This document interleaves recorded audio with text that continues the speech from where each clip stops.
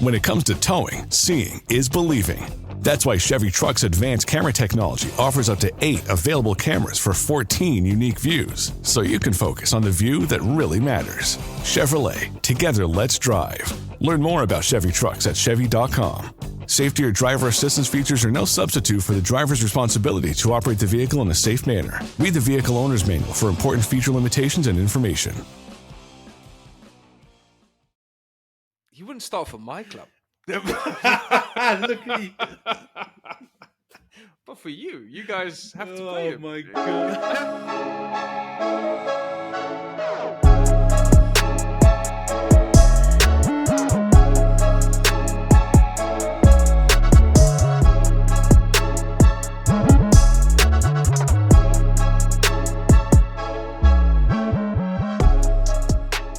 Welcome back to the Social Media Derby. How you doing, Lincoln? You good, man? Accidentally muted myself. I'm good, my guy. I'm very good.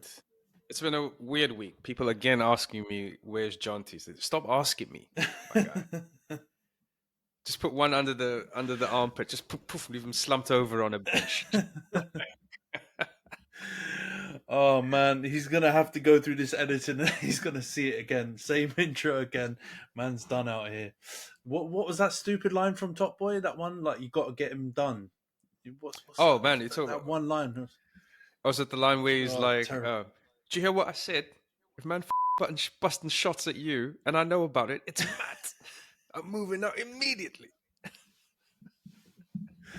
Oh man, there's so many lines from that series, but yeah, Jonty is all well and good. Spoke to him the other day, so he's good. But man, we've got a jam-packed episode today because we've got to hold our hands up and my bad ourselves for our Champions League predictions. We both went absolutely west on those ones. But the weekend, we've had some really interesting results. 2 really late wins for United and Arsenal. But in very different fashion, I'd say. The Arsenal City game and the United Brentford game went really, really differently. But let's first go into the Champions League, bro. Both of us lost. We did not see it coming. We did not call it. We predicted United win. Don't know why we did that, to be honest. I think we were just doing it for vibes, to be honest. But that was shocking. And the bigger surprise was you lot losing in France at Lens 2-1.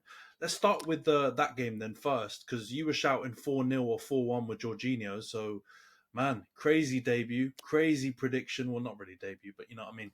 It's a big call that you made. So what went wrong? Fam, let's start here. I am an Arsenal fan. Okay, I support the Arsenal, right? North London things. I am not on a week-to-week basis, beyond having a family, holding down a job, supporting the Arsenal. I am not watching Liga week to week.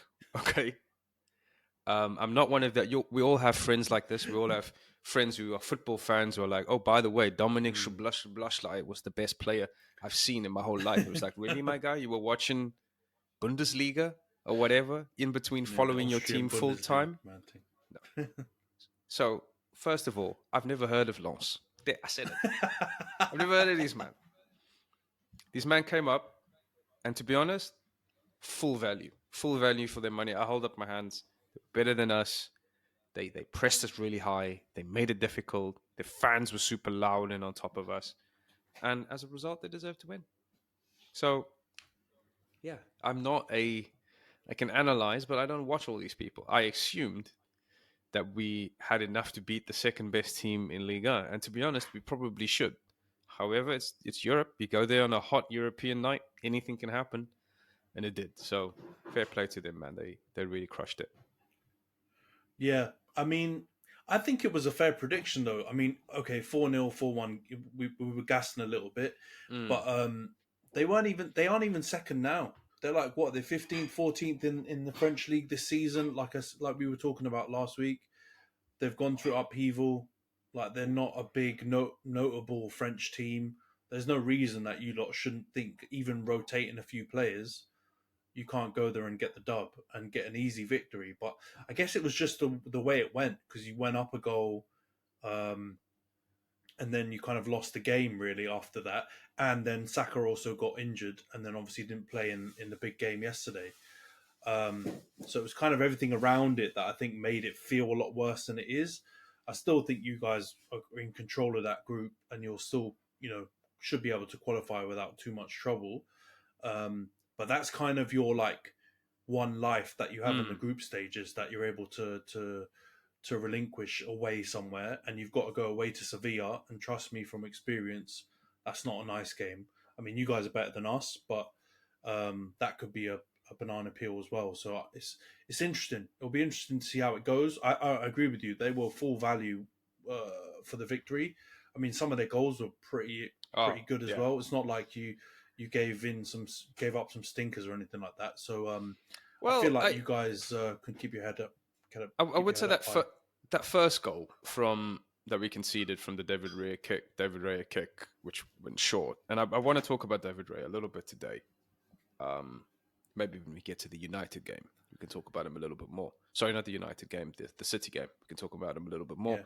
But that second goal, the first goal was also just so well taken. Right, like it's one thing. It's one thing to sell your left back or your right back short with a pass, but for the guy to then come up and then Shaolin soccer style, like chest it and then volley it like Ibrahimovic style, like around the corner. Like you have to give like fair play. These guys are serious ballers. But yeah, it was a tough result. We definitely have to figure it out. Sevilla are going to be really, really tough opponents away from home. But again, we should have enough, especially after we've built a little bit of momentum on the weekend. Yeah, no, 100%. The way it's kind of worked is kind of gone against you. I know we've made jokes about it's a Europa League group or whatever, right? But you kind of got the hardest team for the doubleheader, and the home and away, like in the third and fourth round of the Champions League. So you got Sevilla for the doubleheader, and as much as I think you should definitely beat them at home, they're tricky at home as well. Trust me. Like we were in a comfortable position against them, and threw that away last season as well at home. But away, it's going to be really difficult. I still expect you, like I said, to go through. But yeah, I don't think you can overanalyze that game, because, like you said, I don't know if you can even say that was really a Raya mistake. I mean, he obviously shouldn't have misplaced the pass, and he should have done better with it. But like you said, it was taken like so well. And I don't even know if it was really like a half chance. It was maybe a half chance that he gave away, and they took it so well. So yeah, I mean, we will talk about Raya more in the City game, because I think he was quite shaky, but I think maybe that led to it. I don't know, because there was some chat in the Arsenal fan base around the whole Raya Ramsdale stuff, and it doesn't seem to be dying down with every game that passes. So it's interesting. It's an interesting situation now in the group stages. Is at least going to make it a bit more fun for the neutral to watch you guys get through the group now, because everyone was kind of giving you guys a straight pass through, considering who you got in that group. But yeah, now it should be a bit tasty. But I still don't think you've got anything major to worry about. So yeah, let's chat about the United game then. So I mean, we did get that one wrong, but at the same time, I think we kind of alluded to how it was. United are playing poorly, and anything can happen. But at the same time, we both predicted, what was it, 3-1, 2-1 wins, something along those lines. And yeah, came away with the L, home L, 3-2. Could have been 4-2. Cardi missed a penalty as well. I mean, every time they attacked, it looked like we were just going to concede. Like, it was absolutely shocking. But it was really, I don't know if you agree, bro. It'll be good to get your opinion. But I actually thought our attack was pretty good in that game. But everything beyond the attack was poor. So it was almost like you had two different teams playing. Like Højlund was on fire. Even Rashford was playing all right in the first half, I would say. His assist for the Højlund's first goal was really good. But our defence was poor, all over the place. Varane, not good. Lindelof, not good. Dalot, terrible for the first goal. Banana, not good for the penalty. Even the first and the third goal, I'd say he was, at fault for them. Or he could have done better at least. But yeah, shocking result. like I said, performance, if you split it between the attacking half and the defensive half, was quite mixed. But we're in real trouble now in this group.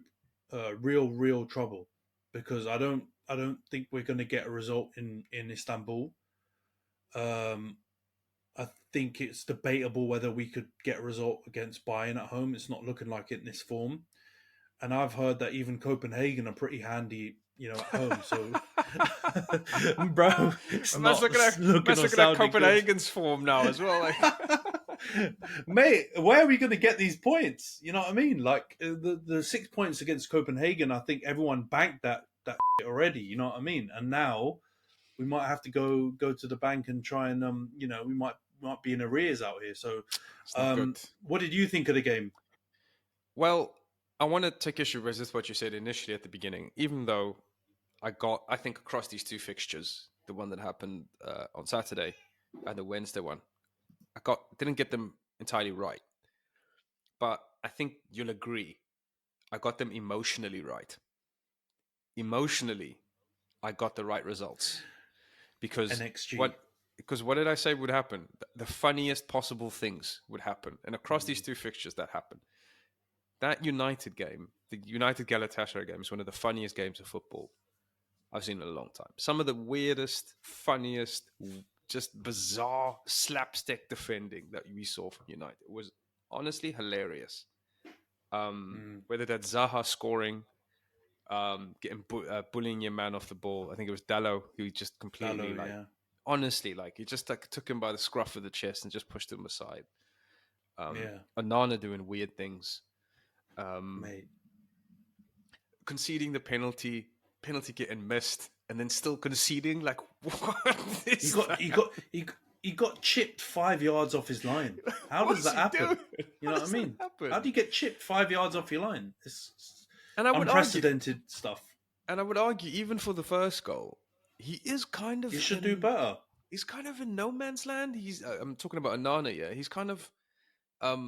So the ball takes a bad deflection and it bounces over him, and you can argue that's not his fault. But fam, you're either closing down, smothering it, or you're on your line, saving it, and he just does neither of those things. And I think too many times in the last couple of weeks we've seen Onana concede goals where I'm kind of like how they say Peter Schmeichel used to just be like, stay on your feet as long as possible, make him make a shot and then save. I feel like Onana is just kind of staying on, he's not picking anything. He's not staying on his line. He's not coming out. He's just kind of standing up, and then letting the striker put the ball past him. So really bad slapstick stuff.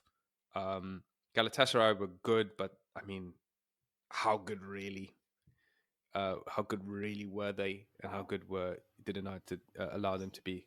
The only bright spark, Højlund looks really good, man. Yeah, no, we've seen glimpses of it, and I would say there were some United fans going overboard, right? I think even against Arsenal when he came on, his little cameo, people going overboard with how he was battling with Gabriel. I think it was honestly just the fact we haven't seen a proper striker for so long, so he was doing basic stuff, and we were gassing it up, right? But I feel like his performance against Galatasaray was his standout performance. Like the way he took those 2 goals, there was the offside goal as well.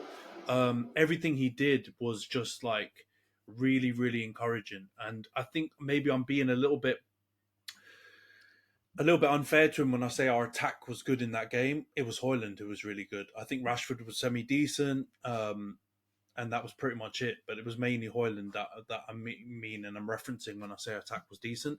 I agree with you 100%. Our defending was absolute shambolic. I don't know how many times I've said shambolic to describe United in these last few weeks, but it must be multiple times. But yeah, Onana, I agree with you, man. There's fundamental things that he's doing that don't make sense. For a goalie, a top level goalie, there are things that he's doing right now that just don't add up to me. Like you said, he's not coming off. He's halfway coming off his line and halfway staying on the line. He's diving early or falling to the ground early and allowing himself to be chipped from all these strange angles.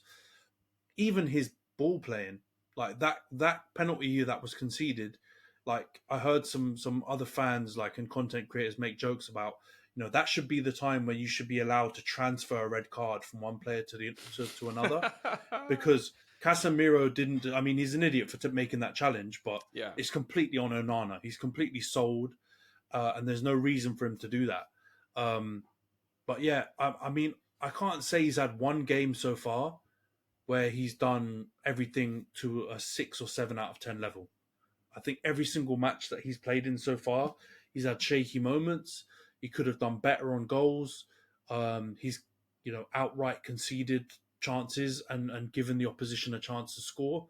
And in that Galatasaray game, I think I agree with you. I think a top goalie saves the Zaha chance. It's not even, a proper shot on goal, really. If you think about it, something easy to be swept up.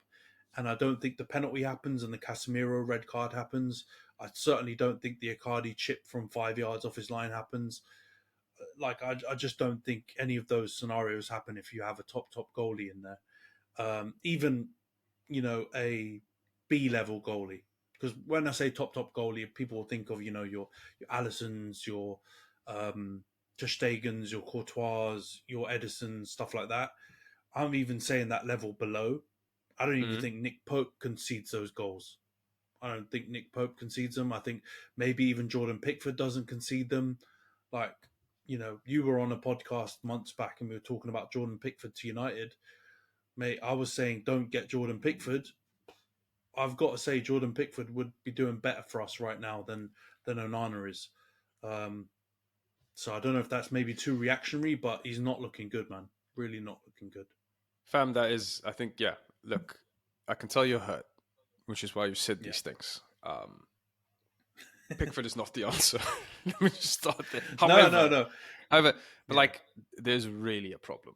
I've said it before and I'll say it again. Goalkeeping stats are cooked. There's no point looking at them. There's just absolutely no point looking at them. Just because the difference between a good goalie and a bad goalie is something like 3 or 4%. And if you think about the save percentage of 3 or 4% across a season, it's nothing. It doesn't tell you anything about the types of shots they're conceding. It doesn't tell you about for example, Lloris, up until fairly recently, one of the best goalies in the Premier League. But everyone knows that for the last 4 years, in every big game, Lloris has a clanger in him. And the problem for United now, and I think it's okay. It's good that they won. I think it's good that they won against Brentford, because the narrative would be very, very, very different. Once your goalie is conceding goals that cost you games, once they're conceding slapstick weird goals, and you start, in the kind of the expectation is building in the fans, and they start getting nervous as soon as the ball goes near him, then you're gone. There's no point. You can't come back. Onana's not there yet, but a couple of more performances like he's given in these past 2 games, and I think it'll be very close. Yeah, I agree with you, man. We're not far. We're not far away from that point. And by no means am I advocating for Jordan Pickford, right? My original opinion on him stands. He stinks. But I'm just saying, to that level, I think a goalie of that level will be doing better than Onana is right now. So he needs to sort his form out ASAP. He needs to start working on like the fundamentals, the basics, and just, I don't know what's going on. I can't believe a goalkeeping coach will be encouraging the behavior that he's been showing on the pitch. So there's a disconnect somewhere, and I can't believe he's training that way. So there must be something going on mentally. There must be something going on in the background, or it must just be, I'm hopeful that it's an adjustment period and he's going to work out, what to do in these key moments. But yeah, at the moment, I agree with you, bro. We're not many more bad performances away from a Taibbi situation. And yeah, 40 million on a Taibbi, boy, that's going to hurt a lot. But anyway, let's get into the. But yeah, our chances for the Champions League. I better start clearing out my Thursday nights, because it's not looking good for us, bro. And I think we're heading to the Europa unless we seriously turn things around. And yeah, I'm not going to be happy with that. Can't go out in the group stages with that group that we've got given. If you take Bayern out, we should be beating those other teams. So no excuses. Let's get to the big game of the weekend then. Positive stuff. Arsenal versus City, 1-0. This is where our prediction stuff starts taking a turn for the better for both of us. I think. Yeah, for both of us, because I think if you analyze the game, you called a really tactical warfare, overly tactical, like loads of, let's just put it this way, like Bleacher Report and all of them, man, would be like super, super happy with, analyzing all the data and the stats on that game, because it was two really tactical managers trying to outwit each other, which you called. And it was a throwback to, the Jose and Rafa old days. How many people have I seen online talk about the game and say, oh, that was a bit of a stink fest to watch. Wasn't the greatest game to watch because defensively both teams were doing really well. And both teams couldn't work out the right tactics to kind of break each other down until Gabby Martinelli steps up and Nathan Ake unfortunately doesn't manage to get his face out the way. And you score the winning goal in the 85th minute, 84th minute, something like that. 86. Wow, even later. And I believed in you as well, bro. So that's my only contribution to this. I called it, and I said that I thought Arsenal would win. I'm glad you guys did, because that was a smelly, smelly game, and now the table's looking, more competitive. And I don't think we're going to have that problem where, City are going to run away with it. I think you guys, probably not Spurs. They did well to win, but I think, they've got a thinner squad. I still think they're going to struggle, but I think you guys can push them. But what did you make of the game, first of all? So I've heard loads of people say that it was a stinkfest, that it was boring. It's difficult because when you're actually invested in the result of the game, that was the furthest thing from boring for me. I thought that was a very tense, exciting game because it was very difficult for and there's two guys trying to figure it out. And it's this massive arm wrestle, and you can feel the tension build as you get closer and closer to full time. And then Pep makes his move. He brings on subs. Arteta counters. What kind of shape are they going to take? I thought it was a really good game, just from the kind of not neutral perspective, which you don't often hear. I would say it was very much just like setting up to block up space. It reminded me a lot of the Community Shield game, which was very, very similar, which is City putting their foot on the ball, saying, come and press us, and Arsenal saying, you mad? You think we're going to come out and press you? Nah, allow it, fam. And so basically, you just have these two teams kind of, having the ball in their third, and then slowly but surely struggling to make their way into the middle third, and then not really knowing what to do once they get there. It happened over and over, like 20 passes in the first third of the pitch to get into the midfield, only to turn around and pass it right back. And so I can understand from that perspective it was quite boring, but I was quite absorbed. And when that goal went in, I swear, fam, like my shoulders still, I got bicep tendonitis, like my shoulders in bits because I was screaming so hard and slamming things around me.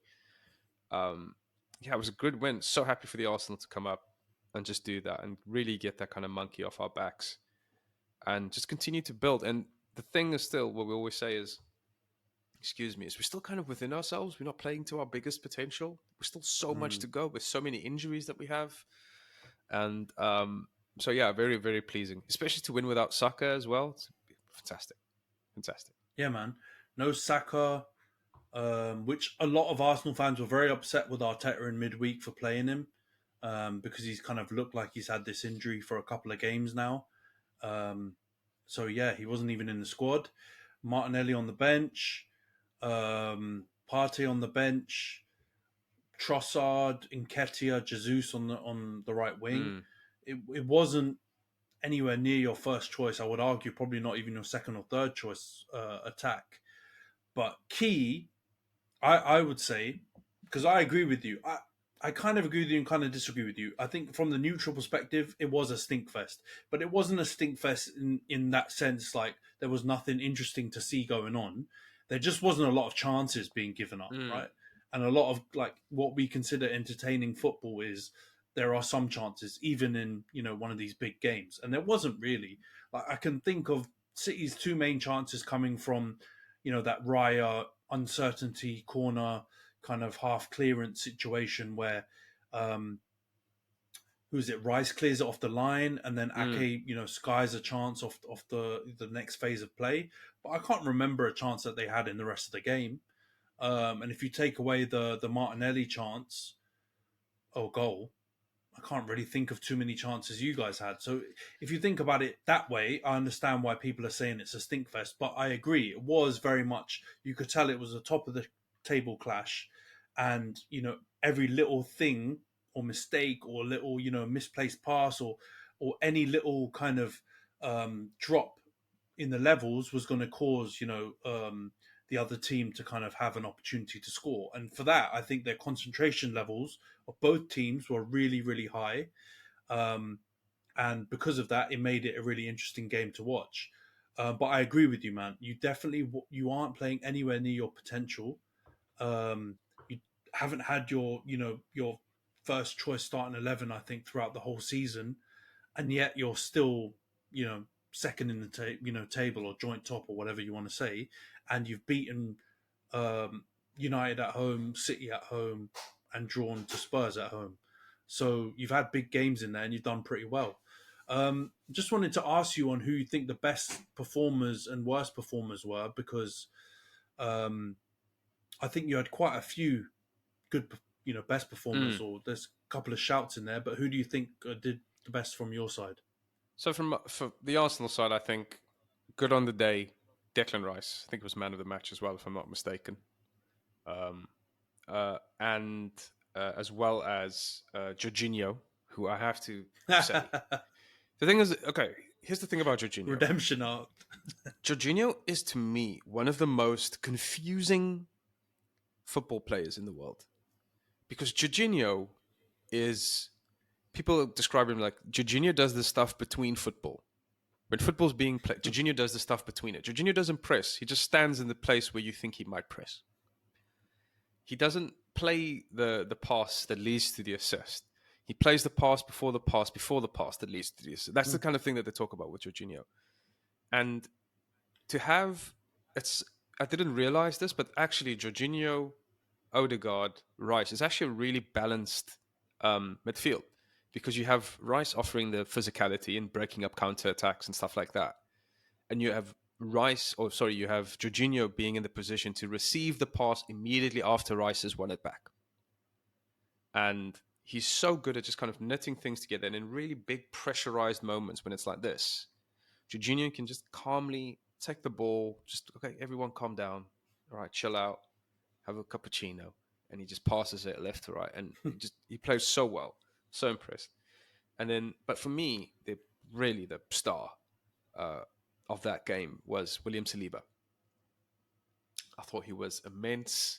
I thought it was so calm. The way he just kind of marshaled Haaland, the way good clearances, just really calm under pressure, just showing up and just putting out fires wherever they were, because it is difficult. That is a good City attack, whatever you think about the personnel. And I think William Saliba, Arsenal fans really gassed about him and really rate him very highly. I don't hear other fans talking as much about Saliba. I don't hear other people talking about, but like, there's not a Premier League team now that wouldn't want a player like Saliba at his age and his ability already, what it is. I just thought he was immense. No, yeah, I agree, man. I think that square, I know they don't all play in square shape, but your two centre backs and your two more defensive minded midfielders were your star. They were like an absolute rock in that middle of the park. I think Gabriel was immense. I think Saliba will get all the plaudits because he had a lot of one-on-one duels with Haaland and he did really well in them. But I think they were both outstanding. I think there were so many moments when Gabriel just, he just cleared the ball without any kind of confusion or hesitation. He mopped up. He was trying to help Raya when things were a bit shaky. And I just think your centre backs were outstanding. And I don't think Haaland had a sniff. Like, I know there's a lot of games out there where Haaland touches the ball about 10 times, but he does that and then he also scores. In this game, it didn't look like he was going to score if you carried on playing for a couple more hours. Like, your defence just had him completely on lock, both of them. Whether it was Saliba or Gabriel, he didn't have a sniff. And then I think in midfield, Rice was. I said this to Jonty before, and I'll say it again to you. 105 million, he's a guarantee. People might have, unfair expectations because of the price tag and say he should be getting goals, assists. No, man. What he'll do is he will offer you like 100% solidity, and he's the closest thing you can find to Rodri. And for you to spend 100 million to get a player like that in his prime, who cares about the badge, he wants to play in those big games. He's obviously got, a really good mentality. You see him winning stuff with West Ham, and, West Ham are not, the most fashionable team to win trophies. He was the most obvious certainty that he was going to just slot into your team and do so well. And he's been great, man. I don't think he's had a poor game. I think there was a few games at the beginning where he was kind of getting used to, the formation, the playing style and stuff. But for him to be able to, basically crack it after 3 or 4 games and perform to the level he has in all of these big games that you've had, he's been outstanding. And I think, Jorginho definitely deserves some credit because he was probably the weak link. I think if you look at City, analyze your team, a lot of them would have thought maybe get around Jorginho like Maddison Son did in that Spurs game and see if you can maybe, press him and try and nick the ball off for him and cause some problems for him. But he was really calm and he didn't look flustered at all at any point. And I think that's a real compliment for him. So I think he was great. And I think Martinelli deserves a shout out because as soon as he came on, your attack started to look a little bit more dangerous. And even though you can tell he was a little bit off the pace, like he hadn't played for a couple of weeks, he still looked like the player in your team that was going to make something happen. So, I think he was good when he came on. Let's get on to the worst performers. I know it seems a bit harsh because you guys won, but I do think there were a couple of players in the team that either looked very shaky or didn't have the greatest of games. Let's start with Raya because you mentioned him earlier. That first half, I think Gary Neville was over-egging it. Every single time he touched the ball, Gary Neville was, oh my God, look at him. Yeah. He's looked so shaky and was trying to, get onto him super, super swiftly. But I do think he had a point in there in that he definitely looked a little bit unlike himself, like what we've seen at him at Brentford and, in his first few games. He looked shaky and it looked like he was taking that Champions League game with him into this game. But what did you make of his performance? Basically, I think this is an issue. Oh, God. Basically, I think this is a huge problem. And what Arteta has done here is he's raised, and this is the key word for the day, he's raised the narrative XG, the NXG on Raya for making a mistake is so much higher. And it's for a couple of reasons. So I just kind of, if you can bear with me, and I just want to get, so if you look at the two big managers of the kind of recent past and modern Premier League history that have done well, it's Klopp, it's Guardiola. Klopp has kind of achieved that by building this amazing core, this amazing team spirit. Those players will run through brick walls for Klopp, and he's been able to achieve success. It's also made it difficult for him to refresh because that kind of, dedication from those players demands insane loyalty for them to run through brick walls for you. You can't just then bring in someone else because they're going to be like, well, what's this guy talking about? Now, if you look at Guardiola is processes, dude. I don't care how good you are. I don't care how big your dick is. Guardiola is in there, and he'll tell you, you're out of here. Sane, go. Yeah, man. Cancelo, bye-bye. I don't care. He'll get rid of anyone. And so I think Arteta is kind of stuck somewhere in the middle between these two things because he's kind of a Guardiola disciple. He wants to be like Guardiola, but he also wants to build this connection with the fans and do all of the Klopp stuff. And so I think he's kind of fallen between two stools here, where it's really hard for us as fans to buy into it. And for players as well, if you're like, no, we have to build this connection between the fans. if Arteta then breaks the connection, it's kind of like, well, what's the point of building that connection in the first place? And I think it's kind of what he's done with this Raya thing, man. He's brought in Raya, who's good, but he's not so much better than Ramsdale that you're like, well, okay, obviously this makes complete sense. It's not like a Joe Hart Edinson situation or Edison situation. So, or a Loris Karius Allison situation. So, I mean, I'm really worried. I'm really worried. It's the only thing I'm worried about, just because I think we could have still won these games easily with Ramsdale in goal. And until that is the case, I don't think Raya will have justified his purchase. Yeah, I agree with you, man. I completely agree with you. Like I had this we've had this convo on the pod with Johns, and he was quite upset, I think, when this situation happened and Raya got drafted in without kind of Ramsdale making a howler or kind of a big mistake or anything. And he was sure that, it would be a proper rotation, like Arteta said. But we talked about it as well. Arteta's a liar. And it was clear, Capping. and I said this he's straight capping, and I said this to Johns at the time. No. He's obviously bought Raya to play him, and he just was waiting for a time to be able to do it, or waiting for Raya to get up to speed and to be able to force him into the lineup. And that's what's happened, and he hasn't left the pitch since. But I have to hold my hand up again, because before Raya joined, I was of the opinion that he was a slightly better goalie than Ramsdale. I did use the word slightly. I don't think there's a big difference, and I've always thought Ramsdale's really good. But I actually think I'm completely wrong. I actually think Ramsdale's a better goalie than Raya, I actually think he is a better goalie than Raya. And there's this whole narrative, going back to it again, narratives around what a ball-playing goalie is. But I honestly think Ramsdale is good enough with the ball, and he's actually quite a lot better at shot stopping and just playing at this level. And maybe I'm going a bit too early on Raya, because maybe it's possible that he's going to, start to get used to playing for a big team and playing in these big games. But I don't know if he's got the mentality. And I think that's something that Ramsdale does have. I know he's made some mistakes, but he's also come up big in big games. And the way he talks and the way he moves, he looks like a big team's goalie, right? Like he might not be Allison level, he might not be, whatever, and he might never reach that level, but he's definitely good enough to play for a team that's challenging for the title. Yeah.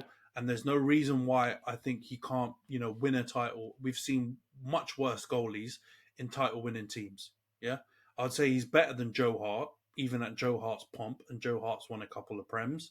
He's been better than quite a few other goalies that won titles. So I actually think I'm going to have to hold my hand up and say my bad. I think Ramsdale's a better goalie than Raya. And I think it will just be proven the more we see Raya play and look as shaky as he's looked, and make, almost Onana level howlers. Like, he hasn't reached that level yet. No. By any means, right? But I don't think it's not on the cards. I think, he can make bigger howlers and more frequent howlers than Ramsdale. But yeah, I do agree with you. It wasn't broken, man, so don't fix it. It wasn't broken. And at the same time, the extra pressure, and literally every goalkeeper says this, every goalkeeper that's in punditry now, I think it's Shaka Hislop who said this, is that I think Peter Schmeichel was saying something similar as well, if I'm not mistaken, which is that it's not just that you don't want your goalies to be proactive, trying to make things happen. Goalkeeper is a reactive position. You stop things from happening. You don't want a goalie going out trying to make things happen. And by signing Raya for the price that he signed him for, by bringing him in over someone who is a fan favorite in Ramsdale, the temptation is now there for Raya to justify his price tag. And I will say, I don't think, if you look across the kind of sample size that we have, about 4 or 5 games, I don't think he's done anything that suggests that that's what he's trying to do. However, the things that he hasn't done well, there's people who say, for example, Ramsdale's not great on crosses. And then like you ask them, what's the stats? Something like Raya comes in and catches something like 8% of his crosses coming into his box. Raya catches. And then I think the Ramsdale stats something like 4. And I'm like, 4% across an entire season in a different team that plays in a different style, that concedes different kinds of chances, is enough to justify getting rid of someone who's an obvious fan favorite. I don't know, man.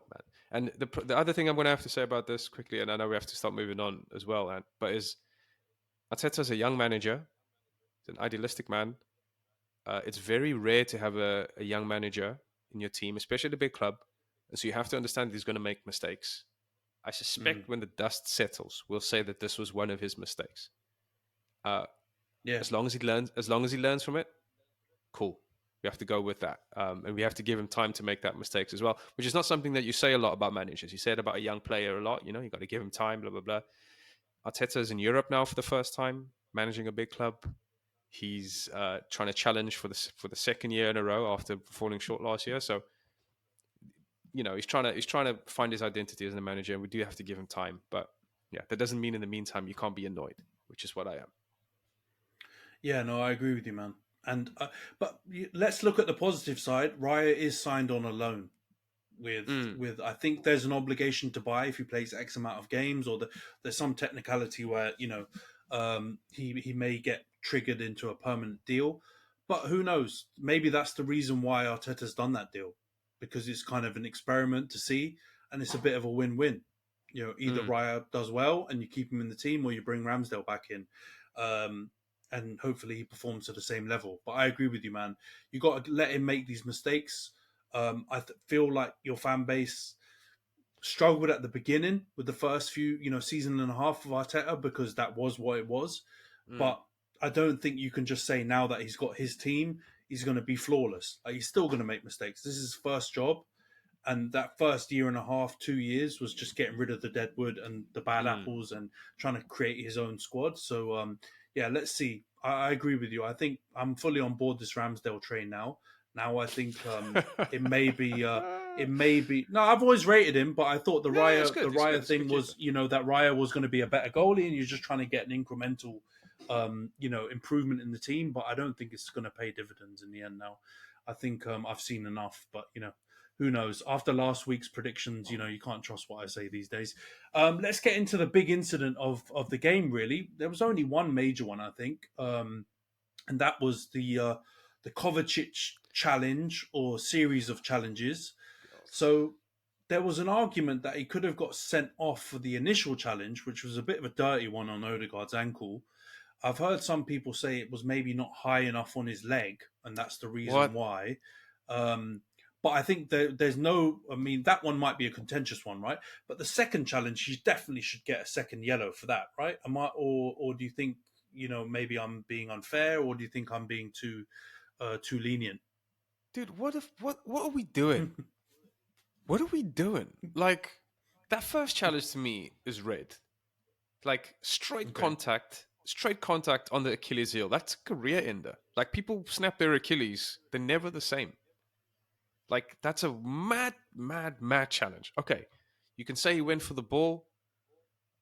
First of all, it's from behind. I thought we don't tackle from behind anymore. Straight on the ankle, misses the ball completely. I don't get that. Fine, it's a yellow. All right, it's early in the game. You want to let the game flow. 5 minutes later, terrible challenge. Hits him again, square, like studs up the entire way, and nothing. How is that possible? Both of those decisions were absolutely disgraceful. Like, cool, I can accept that the first one is maybe an orange, but that the second one is as clear a yellow as I've seen.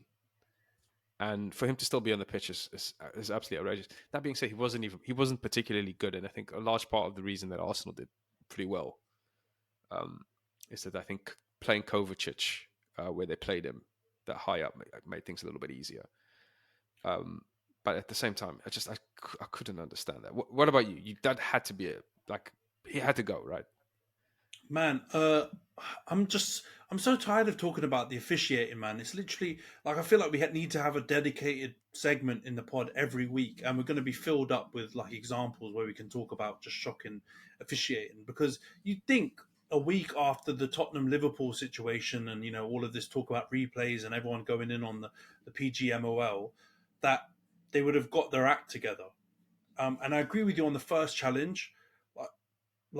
But where do we like draw the line with these kind of challenges, right? Like you said, it was from behind, it was a nasty one, like, and people that have played professional sport or even like casual amateur sport say that one is a challenge that can cause real damage to you, right? Not necessarily the Curtis Jones one, not necessarily the Casemiro one from last season, or the Gusto one that we've seen red cards for that look terrible when you slow it down. That one was one that, like you said, can really do someone serious damage. And like someone who's played sport properly and doesn't just look at the rule book will tell you on first glance that is a dangerous tackle.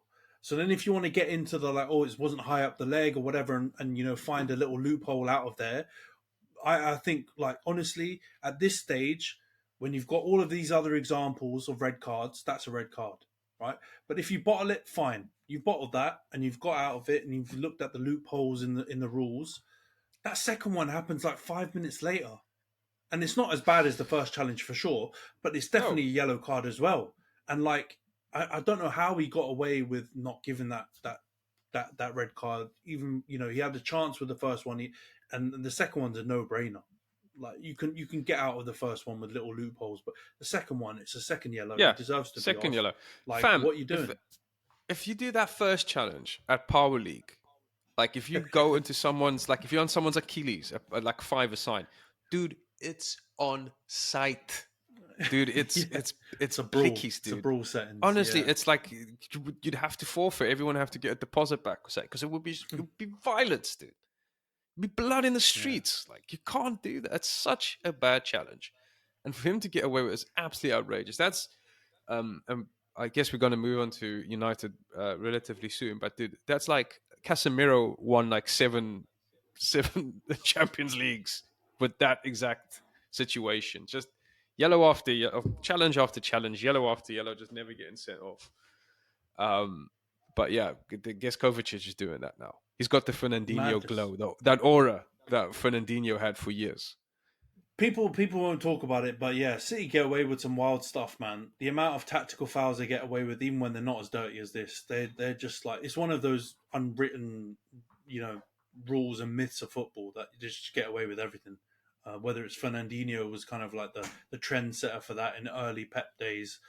Rodri's taken that on now, and unless he's grabbing man up by the neck or something like that, he doesn't get a yellow card or red card either. And now Kovacic with that, so it was mad.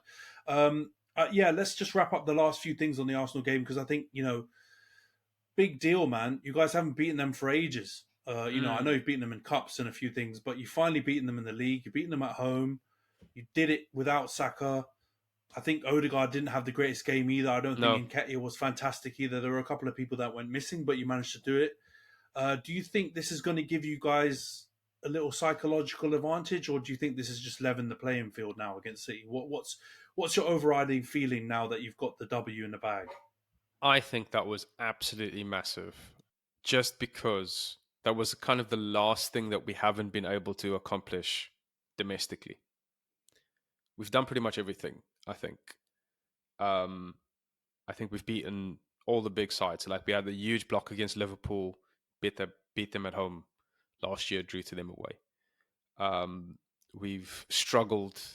Like, even something as silly as, I remember early in the season we had to go to Stamford Bridge and play them, and this is like late Potter era Chelsea, but we beat them, and that was important because we kind of set in these goals and we're overcoming them, and this was definitely one of the goals. So, like, we can go up to the Etihad and say, cool, we'll take a point.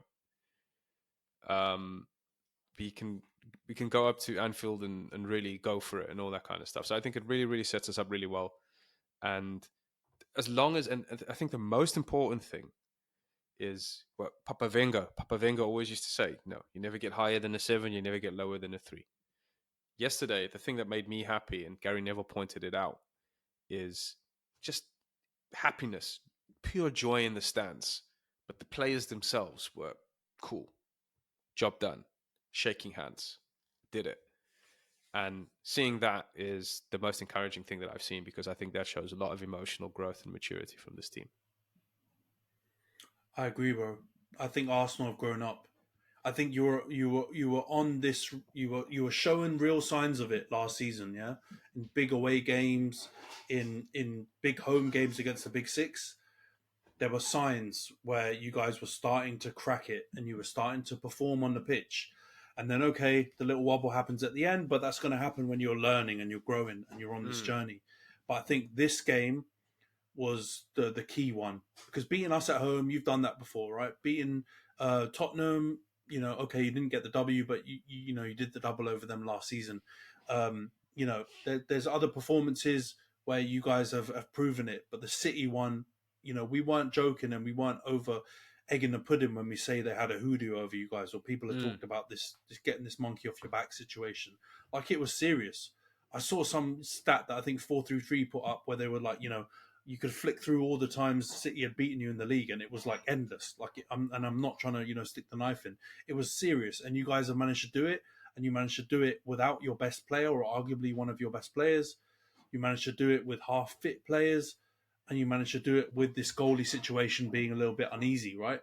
And they had Haaland, they had, I know they were missing Rodri and they were missing KDB, but they had a fairly strong squad, and still City fans were saying they had, they should be winning it. So you've done it despite all of that. So if I was an Arsenal fan, I'd be, quietly confident, but with legitimacy this time. You guys are the real deal now, and whether you can get over the line, it's still very early in the season. But yeah, really good signs, man. And I think you can take a psychological edge into the away fixtures now going into the rest of the season. But let's move on to the United game. Saturday 3 p.m. kickoff. So again, no ways to watch it on English TV, but I've got some analysis anyway. 2-win win at home to Brentford. Let's get your opinion, because I've got my opinion. But let's go to the rival fan. What did you make of the match? 2-1 to United. Man, that sucked. That was one of the God, get this off my screen. What a terrible result for the neutral. That was just, come on, man. McTominay? Come on, man. That was terrible. I hated it. I was enjoying it until I didn't enjoy it anymore. That's what I'll say about that. I was just going to say it was all Ten Hag's broken toys, all the man he's trying to get rid of, all the missed assassinations. It's like in Sopranos. Do you watch The Sopranos, Antony? Yeah. It's like in Sopranos, Artie Bucco, the restaurant owner. It's like, how he tries to divorce his wife, but then he doesn't have the money, so they just have to end up living together. That's Manchester United. All the players you try to get rid of, and they're like, okay, cool, now, man. Now you still want one of our own, Harry Maguire, cool. Scott McTominay, hey, come on, man. That's what I'm seeing at United, Artie Buccos. Mate, the narrative XG was set up perfectly. Like you said, 1-0 down. We were stinking the place up again. More defensive. Onana with a clanger. Defending. Onana with another clanger. Yeah. Biscuit wrists Onana again. Ball went straight through him like he wasn't even there, like he was a hologram. Absolutely shocking. And even though we had loads of the ball, we were poor. It was like Palace again. Like, we looked absolutely toothless. Except at least with the Palace game, I could say that, Anderson's finish was class. And that was, I argued with Jonty because he thought that, Onana could have even saved that one. But I didn't necessarily think that was the case. It was all set up for us to fail. And the narrative XG was through the roof. And the complete opposite happened. Chuck on McTominay, chuck on everyone you can from your bench. And he started playing like he was playing for Scotland. It was mad. It was unbelievable. That was Scotland, Scott McTominay, not the McTominay we're used to. And England, you could argue England's Harry Maguire as well with the assist. But yeah, man, it was a really poor match. Really, really poor match. And I know some fans are out there saying, celebrate it, don't basically on everyone's parade or whatever, but talk about how we played poorly and we kind of got away with it or whatever. But we really did. We were poor and we got away with it, and we didn't deserve the win. I think it was at best a draw for the amount of ball that we had, but we definitely didn't deserve to win that match. And if I was a Brentford fan, I'd be absolutely heartbroken, because in a way I don't think they deserve to win for some. For if you look at it in the fact that we were open and they should have just gone for us like Galatasaray did. You wouldn't even have taken an outstanding performance to beat us in the form that we're in and the way we look defensively. But they didn't, and they kind of sat back and just tried to hold out for the win, and that was probably their biggest mistake, because at the end, last 10, 15 minutes, we went straight Sam Allardyce, Bolton, Tony Pulis, Stoke City style super football. direct, Hoof it up, just put it in the air, get Slabhead on it, get Scott McTominay on it, get another massive player there, Johnny Evans on it, just do whatever and wait for knockdowns. And that's how the 2 goals came. I would say the only bright spark was Garnacho when he came on, because he was going at the defender. He was actually causing some problems. The first goal comes from him, not giving up the ghost and fighting for a cross on the byline. And he was good, man. But again, he came on for Rashford. He should arguably start at this point. Maybe, Garnacho on the right, Rashford on the left, something like that, because he's having a huge, huge impact. And I think at this point, you've got to just let him play. But apart from that, I think you've got to say best performers were, McTominay's cameo at the end. He's obviously won us the game. I think Maguire actually looked semi-solid, and Johnny Evans, they both looked all right in defence. Lindelof was the one who looked really shaky. I mean, that clearance for the goal that they scored was shambolic as well. Yeah. I would say they're probably the 3 players or 4 players you could say who came out of that match with any kind of credit.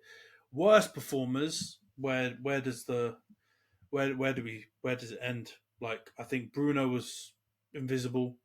Didn't look like he showed up. I know he hoofed that last ball into Harry Maguire for the pre-assist on the last goal, but that was basically just a hit and hope.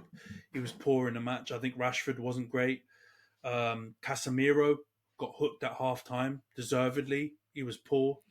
Oh, man. And then Onana. Yeah, I mean, we've talked about him already in the Galatasaray game, but he just continued that form into this game. There's no way a top-level goalie should let that shot in. It wasn't like he had a unclear view or anything like that. It literally bobbled past him. And at some point, it looked like he literally tried to punch the ball out. That was his technique to try and save it. Just doesn't look like the technique of a professional goalie, man. But, boy, it's not a good performance. I was just also going to say, do you want to stay on Casemiro just for a little bit? Because I think Casemiro is a real problem. Don't get me wrong, there's lots wrong with United. Casemiro is one of the bigger problems for me, because I think one of the reasons United is also so easy to break on is because I think Casemiro is way too high. I looked at the stats. He's United's highest goal scorer this season.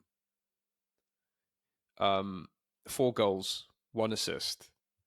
And if he's vacating that space, getting goals and assists, and I'm not saying he's doing this because he's unprofessional or bad. He's being told to do this by Ten Hag, or being allowed to do it by Ten Hag. But the fact that he's so high up and getting caught out so often is a real problem for United, because there's no one else who can take up that space and play in the middle of the park with anything resembling the kind of surety that he does. How many times he gets sent off as well because he's late on a counter attack and he has to tug someone down. It's happened so many times over the last couple of weeks. So do you think there was an issue with his form, and is there anything that can be done to address that?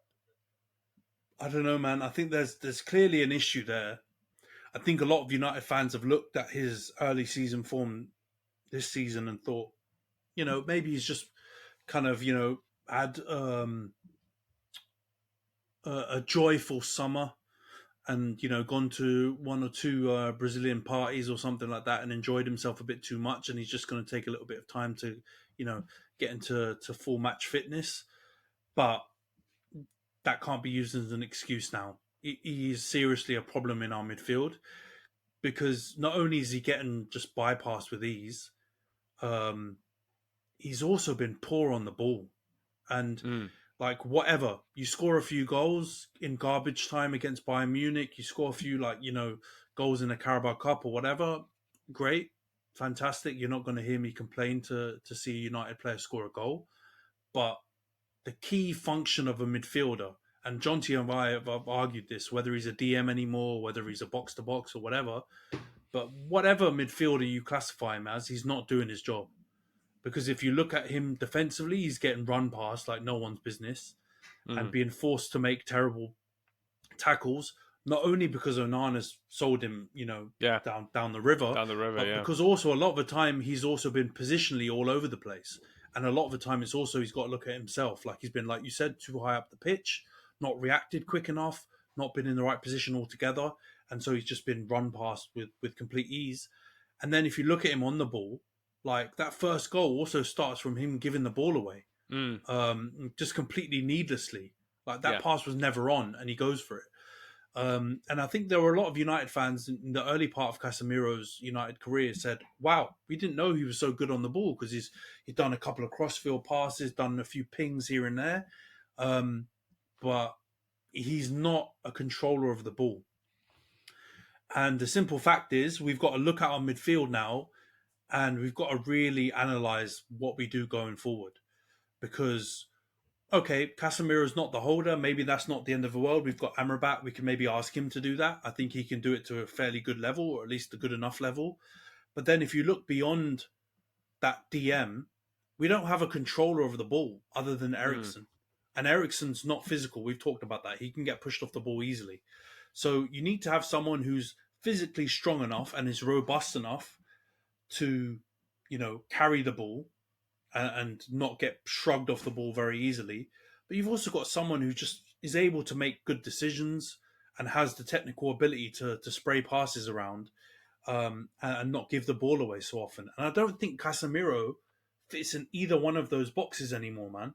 If I'm really, really honest, I don't think he does. And when Carragher did an article a couple months back where he was talking about Casemiro being a huge problem, and a lot of United fans, me included, were saying that he was waffling and he was just doing his scouse thing and just talking badly on our club.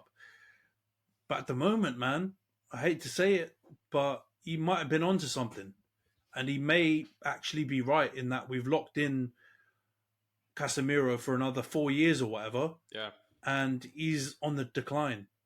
Yeah. And I don't know how we can use him to play the football that Ten Hag's trying to play going forward. And I think we really have to look at that and either try and tailor the system to protect him or maybe kick him out of the team for a bit, man, because his performance has been poor.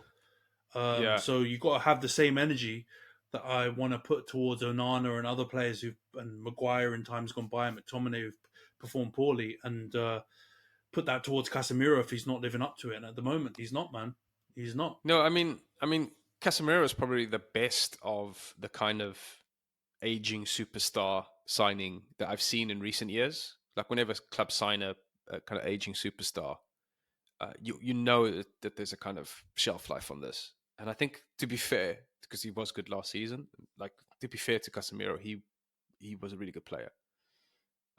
He is getting older.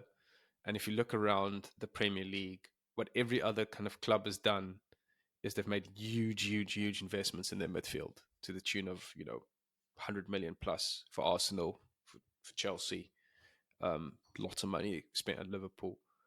And so I think long term, that's a solution that has to be found. Obviously not this January, but maybe a little bit later. But the problems for United now is just so many different problems. There's just so many different problems there. Yeah, there's just too many. How you said you got one with the goalie. Like I was thinking, oh, what about us? And I was just tallying it up in my mind, and I was like, oh, goalie. Yeah. Oh, centre back. Oh, midfield. Oh, left wing. Oh, right wing. Oh, I've just got so many. Like we just got more problems than goals this season. And it's just. it's a tough time, man. But man, talk to me about Maguire. Has he kind of low key done enough to deserve a start there? I feel like maybe this is the way we go. The Ardy Bucco of this thing of ours. Maybe we just get together, get some counseling. Just kind of sort it out. Maybe that's like. Yeah, bro. United and Harry Maguire are definitely going to relate right now for some couples counselling because I've made some jokes and gone on rants with Johns on this pod before and said, we need to just get rid of him, but at this rate, he's going to stay like Phil Jones did and just see his contract out and just never leave.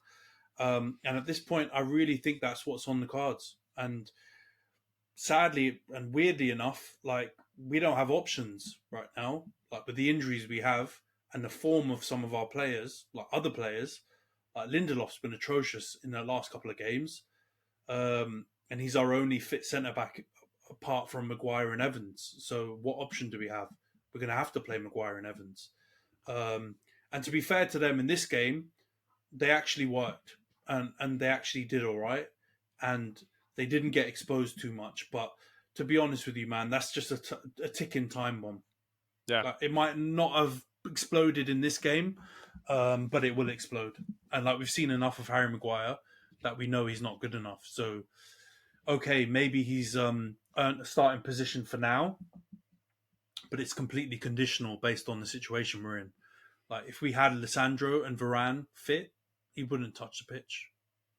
He might, even with the way he's played, he might be like the first backup because Lindelof's been so poor, but he's not going to be on the pitch because he can't carry the ball and play line breaking passes like Lissandro. He can't recover like Varane. So what are you going to do? Like it's not a long term solution, is it? It isn't. But for the time being, I feel like he's done enough in that game where you can start handing out starts again. I just like realistically, like Lincoln Southgate out here. Lincoln Southgate, get your waistcoat on, mate. What are you talking about? He wouldn't start for my club. Look at you. But for you guys have to play him. Oh my god. This is a new low, man. New low, and Arsenal fans just looking at you like shit on your shoe. Like, no, not for me. No, I don't blame you, mate. It's like when you see that name, you're squinting, like Maguire. Yeah, no, not for me. Mate, we've got a couple of them, but yeah. No, I hear you. I think what options do we have when we have so many players out of form, when we have so many injuries? If a player puts in a 6 out of 10, he's a guarantee for the next game at this rate. So I hear you, man. But yeah, long term, we can't be planning for Maguire in that team. My next question to you is, how far away are we from saying, okay, let me ask you this question. How many more howlers would you have to see before you're like, where's De Gea at? Tell him to turn around. Tell him to unpack his bags. You're taking him back. I made a mistake, baby. I should never have gone off right now. It was a midlife crisis. It was always you, De Gea. It was always you. How long before Ten Hag has to phone him up and be like, come on, whisper some sweet nothings into his ear? How long? Man, there's two different answers to this. So I actually think because De Gea is available, I don't think that's off the table for the club. Say it. Say it, Ant. I don't think so. But I will never say that. This is the one thing, right? I've backtracked on how many things on this pod today, yeah? I've backtracked on bare things. Like all my predictions stinking, certain players that I thought were going to be terrible or do well have been poor. I will not backtrack on the De Gea thing. Because De Gea is literally... You talked about Lloris earlier. And I've talked about De Gea in the same breath as Lloris on previous pods. That is where De Gea was. Now, don't get me wrong, he was a legend. He definitely didn't deserve to just be ghosted and promised a contract renewal and then just left on missed calls. He didn't deserve that. He deserved, a testimonial and, some people to give him his flowers. But we can't bring De Gea back regardless. My next thing is, if Onana keeps up this stink fest, bring on the Turkish boy. Bring on the Turkish boy. We've got a backup goalie that we bought this season. Oh Give my him a God. shot. Give him a shot in the team. He can't be as bad as Onana. Like, So you're literally, I so will exhaust all of the other options before bringing back De oh Gea. my I'll God. play Tom Heaton. I'll bring the 16-year-old lad from the under 18s. Like, I'd take anyone back before going back to De Gea, because look, philosophically speaking, United have, this Brentford game, that Brentford game really hit us for Ten Hag ball. If people still believed in Ten Hag ball, seeing that, that lofted ball with the Maguire assist to Scott McTominay in the 96th minute, boy, that smashed Ten Hag ball into smithereens. But if he And the brings sad back thing De about that, Gea, dude, it's come done. on. But the sad thing about that is two things. First of all, how dare you disrespect United's player of the season circa 2016 to 2020? How dare you? And then, secondly, what I'd like to say is, how sad is it that how sad is it that Fernandes kicked the ball long to Maguire, who nodded it down for McTominay to rescue a win, and everyone is happy. Everyone's like, "Thank God, finally!" Everyone's like, "Yeah." And I was like, "Golly, this is dark times. This is No, you dark won't. You times." won't see me in that crowd, man. I'm not happy. I'm still livid. Like I was. I didn't even consider wearing my United shirt. Like I knew you were going Wow. to try and pull out one of your Arsenal shirts today, and rightfully so. If I was in your position, I'd be shameless. I'd be wearing every Arsenal bit of kit that I have for this whole international break. Yeah, but there was no consideration. Like Wow. honestly, I watched that match, and there was a part of me thinking, like, what is this win really going to do for us, the way that we've won? Mm. Like, if we had won that match and it was, somehow resembling what the dream that Ten Hag has sold us about how we're going to play, whether it's, even if it's not his, like, possession-based stuff that he used to play at Ajax and more of this transitional stuff that he talked about, earlier in the season, either one of those, I would have been happy. But to play the way we did and to win the way we did, those are getting into what you talked about last week, useless points. Like we're getting into Crystal Palace Palace territory I was about to with say that that's the win. Palace conundrum. Yeah, that's what I call the Yeah, Palace conundrum. Now you've won these we're points, but what are they for? What are these yeah. points What are for? they for? They're not How going are to they going to be build used? momentum. Like some United fans are delusional if they think this is going to be the Uh, springboard. I've heard Ten Hag say it too, and he's waffling. Like this needs to be the starting point, or the launch pad for our season. Like I agree, it needs to be, but it won't, because yeah. that's not sustainable. We're not going to win. We can't keep winning that way, and that's not the way we want our team to play. So it's Mm, literally just putting a bandage over a massive, like, zombie knife wound. Like mm, we're not doing anything, and bringing back De Gea. And it's no disrespect to him, because you're right. He was, our player of the year for bare years. I can't even count the number of years he was player of the year. Um, and there's a genuine shout that he was top three goalies for a certain period of his time in the world, at United, but not this De Gea. We need to look at him in the same way that we're looking at Casemiro. We talked about Casemiro. He wasn't the player that he was. When he mm, starts to, like, let balls crawl under his, like, not even be able to make routine saves, that's when alarm bells need to go, because that was mm. his USP, like saves with the feet, and just not having any issues with, like, general shot stopping. So when he started to chuck them in, the game's over for him. So that's the only reason why, like, Onana might not be the answer. And I've seen some people say, maybe he's going to be our Bravo. That could be it. He might be our Bravo. But you didn't see City go back to Joe Hart, and you shouldn't see us go back to De Gea. We need to look for the right goalie afterwards. But there are people in the fan base saying bring back De Gea. I get it. They didn't want to lose him, but not me, man. Never.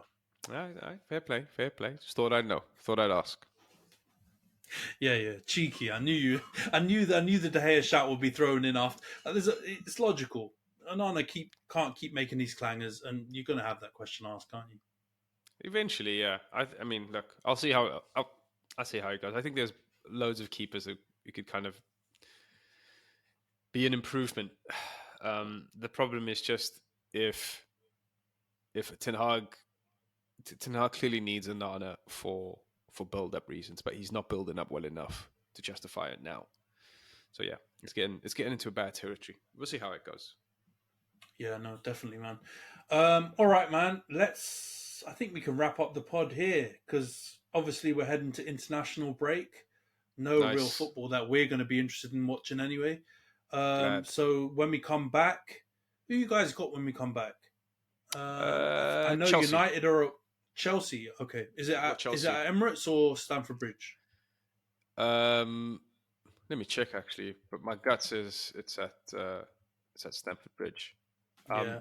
I wonder if they've turned the corner. I'm not really sure until we do on the day. But we are so much better than them. We should be beating them. I don't really want to entertain. I don't really want to entertain the idea that we have to be careful. Yeah, it's going to be at Stamford Bridge. I feel like I've heard that exact those exact words. What are you saying? 4-0, 4-1? I'm not saying 4-0. I'm saying respectful. Respectful 1-0 or 2-0.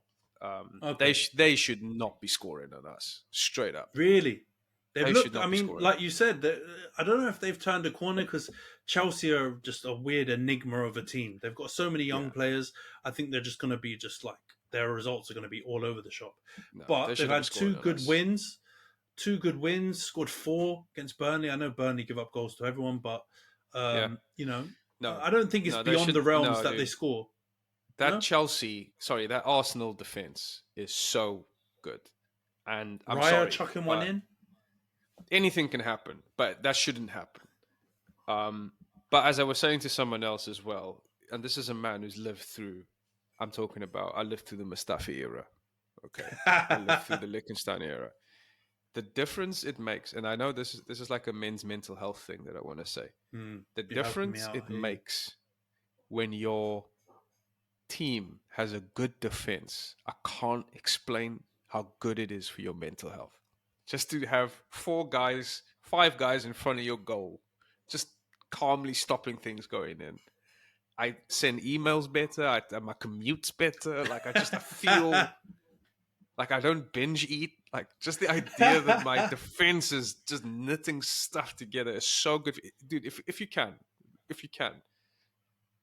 try and get a defense in your team that just stops letting in goals. It just is so good. This is a new low. I have to be honest. I'm just saying, it just makes everything better. You don't even have to score. It's just knowing that you won't be scored on. It's just so good, bro. You've lived through Mustafi. I'm living through your Mustafi era right now. But at the same time, I agree with you because I lived also through the Van der Sar, Ferdinand, Vidic, Evra. Didn't even matter who the right back was, that era. And I felt the way you're feeling right now and the way you're talking. Like that, you just go into a game and you don't think the other team's going to score. It doesn't matter who you play against. Exactly. And that is, I really agree with you, man. I think you're not far from that right now. And I think the way your players, that defense in particular, and I'd even throw in the Rice and whoever plays the DM, I think that part of the team is just, it's a formula for a title win. That is that nucleus. It's a platform. A platform. Let's say it's a platform to definitely build on. So let's fingers crossed Chelsea with the win at Stamford Bridge, and then we've got Sheffield United against us away. Nah, you'll slap them, man. Sheffield United are one of the worst teams I've ever seen. Like I'm saying that right now. They are like 2022 Southampton. Like you guys are gonna put those guys in the spliff. Like, please don't even worry about it. Sheffield are so bad. I'm telling you, bro. Like, just watch next week's episode. Just at least the first 15, 20 seconds. There's a chance you might be black and white on the Summer Jam screen for the intro, right? With some of your shouts. But I actually think you're on solid ground. We should beat them. I can't say we're going to slap anyone right now. But, literally, my confidence is on the floor. I don't feel like we could slap, Bristol Rovers is under 12s team. Like, I don't think we've got it in us to do that. But I do hope and expect us to win. I'm thinking 1-2-0 max.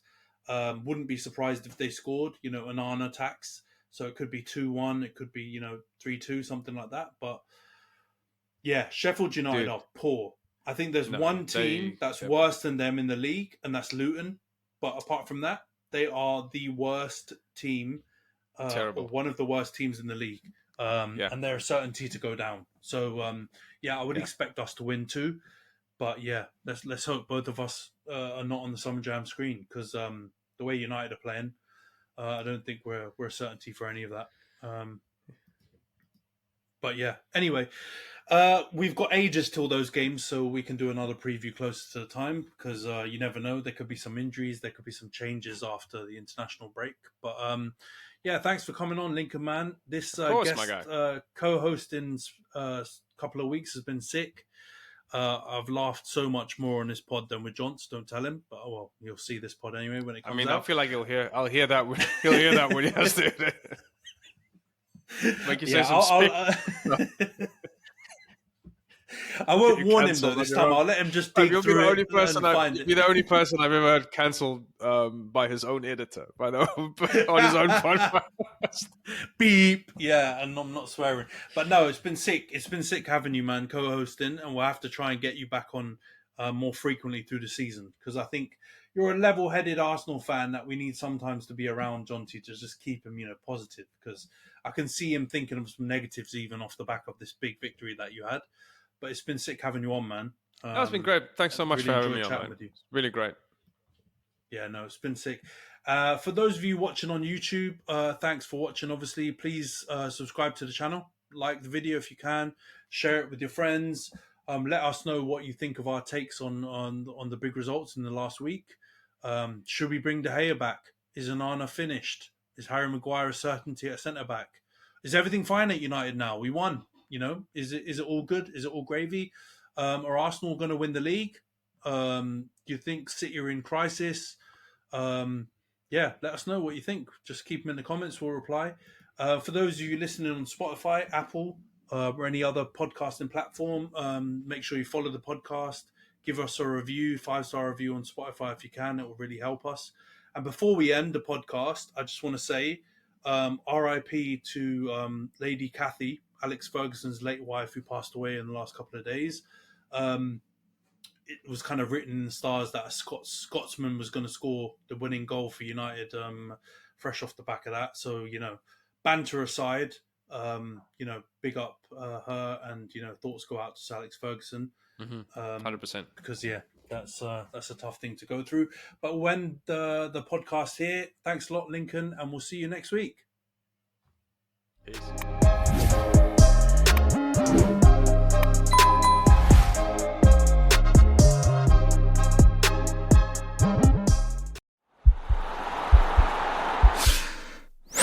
This podcast is part of the Sports Social Podcast Network.